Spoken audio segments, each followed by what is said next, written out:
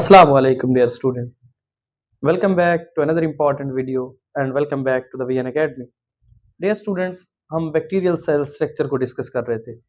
Previous lecture में हमने cell membrane और साइटोप्लाज्म को डिस्कस किया था। आज का हमारे पास जो इम्पोर्टेंट टॉपिक है वो है कि बैक्टीरिया के अंदर न्यूक्लियॉइड रीजन होता है वो कहाँ मौजूद है और राइबोसोम्स कहाँ मौजूद है। एक्चुअली बैक्टीरिया जो है बेटा ये किंगडम प्रोकैरियोट से ताल्लुक रखते हैं। प्रोकैरियोट्स ऐसे होते हैं जिनमें वेल डेवलप न्यूक्लियस नहीं पाया जाता। तो न्यूक्लियस तो नहीं होता, उनमें कौन सी रीजन पाया जाता है? तो उनमें बेटा न्यूक्लियॉइड पाए जाते हैं। अब बेटा देखें बैक्टीरियल सेल, बैक्टीरिया क्या होते हैं, इनमें लैक डिससेक्रेट क्रोमोसोम्स न्यूक्लियर मेम्ब्रेन, इनमें वाजे तौर पर ना ही क्रोमोसोम्स मौजूद होते हैं और ना ही न्यूक्लियर मेम्ब्रेन मौजूद होती है। किसके अंदर बेटा? न्यूक्लियॉइड के अंदर। अब ये है क्या बेटा? इसके अंदर न्यूक्लियर मटेरियल पाया जाता है। न्यूक्लियर मटेरियल जैसे कि डीएनए होता है, जो ऑक्युपाइज होता है उसके सेंटर में, ठीक है। न्यूक्लियर मटेरियल और DNA occupies a position near the centre of cell. उस बैक्टीरियल सेल के सेंटर में जो जेनेटिक मटेरियल पाया जाता है वो डीएनए होता है। अब बात करते हैं बेटा न्यूक्लियॉइड की। न्यूक्लियॉइड क्या है? अब न्यूक्लियर मटेरियल जो होता है बेटा ये क्या होता है बेटा? ये सर्कुलर फॉर्म में होता है, डबल स्टैंडर्ड होता है और ये सिंगल होता है क्योंकि बैक्टीरिया हैप्लॉइड भी हो सकते हैं। अब ये रीजन क्या है? न्यूक्लियॉइड होता क्या है बेटा?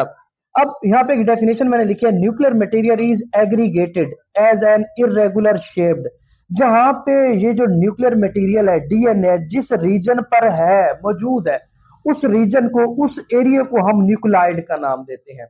मतलब ये जो डीएनए है जिस एरिया पे अंदर मौजूद है उस एरिया का नाम न्यूक्लियॉइड है। अब बेटा देखें irregular dense shaped called nucleoid.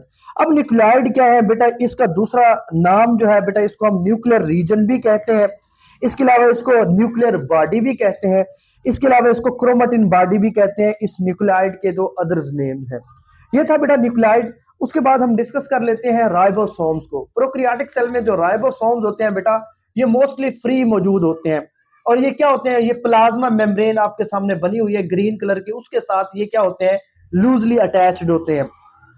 अब इसका जो प्रोकैरियोटिक सेल है उसमें जो राइबोसोम्स होता है बेटा वो 70s का होता है। एस से जो मुराद है वो स्वीडबर्ग यूनिट है। चैप्टर नंबर 4 में मैंने राइबोसोम्स का लेक्चर पूरा अपलोड किया हुआ है, आप लोग वो जाके इसकी पूरी डिटेल दे सकते हैं कि एस से क्या होता है। और यूकैरियोटिक सेल का राइबोसोम जो होता है वो 80s का होता है।